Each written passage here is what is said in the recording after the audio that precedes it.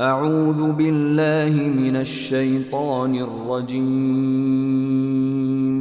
بسم الله الرحمن الرحيم.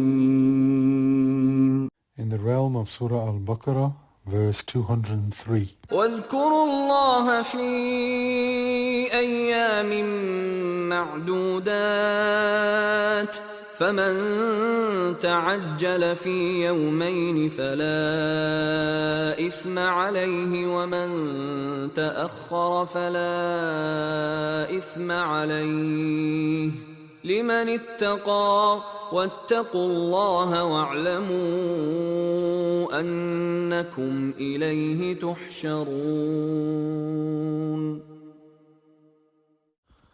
And remember Allah during the appointed days, so whoever hastens to leave in 2 days, there is no sin upon him, and whoever delays, there is no sin upon him.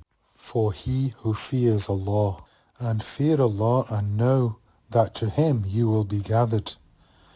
Here the days of Hajj with their rituals and practices conclude with the instruction to remember Allah and to be mindful of His commands, after Allah instructed His people to remember Him at the sacred site of Muzdalifah, where they did not used to do so, and to remember Him after completing the rituals of the Hajj, where they would mention the praises of their ancestors.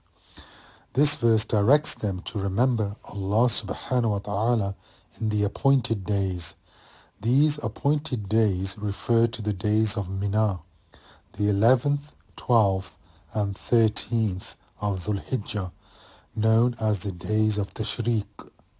The Prophet ﷺ said about these days, the days of Tashriq are days of eating, drinking, and remembering Allah. During these days, the pilgrims engage in remembrance at this blessed location, and Muslims all over the world join them in some of their actions and remembrance.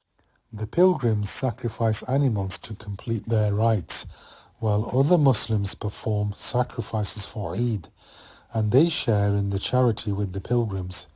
The pilgrims also make takbir, saying Allahu Akbar, and throw stones at the pillars, while Muslims in other regions share in the takbir after prayers. Starting from the morning of Arafah, the 9th day of Dhul Hijjah, and continuing until the afternoon of the 3rd day of Tashriq, the 13th of Dhul Hijjah. The takbir of all Muslims indicates that they are united with the pilgrims in spirit and remembrance. The greater community within the sacred sanctuary of Allah is their collective gathering, and those guests who have arrived at the gracious court of the Most Generous are His representatives at the grandest of conferences. Believers, no matter how far apart their homes are all united in heart and soul, raising the banner of Islam and spreading its noble principles. Then Allah subhanahu wa ta'ala reminds them of the scene of resurrection in connection with the Hajj scene, invoking feelings of piety in their hearts, and before that terrifying scene. And fear Allah and know that to Him you will be gathered. Thus Allah subhanahu wa ta'ala concludes the verses of Hajj, which describe its rituals and mention some of the pilgrims' obligatory acts, with the noble phrase and with this decisive and conclusive command, consisting of 2 elements. One is the fear of Allah, and the other is the certain knowledge of the gathering, and that it will be to the Lord of all worlds. This is a reference to the essence of faith and the fruit of all types of worship. For if no act of worship leads to these 2 elements, it is a hollow image with no spirit, a form with no fruit. If the worship does not purify the heart, humble the mind, curb desires, and prepare a fearful anticipation, then it is empty worship. If a person forgets due to heedlessness or a lapse of the mind, or if their heart is veiled by misguidance, forgetting the resurrection, judgment, punishment, and reward, they have gone astray, far away. Belief in the last day is the core of religion, and it is the dividing line between the guided and the misled.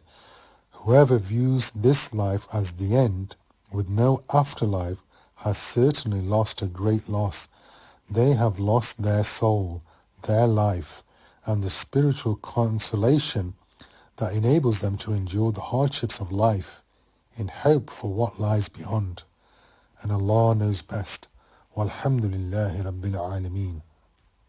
وَلَقَدْ يَسَّرْنَا الْقُرْآنَ لِلذِّكْرِ فَهَلْ مِن مُّدَّكِرٍ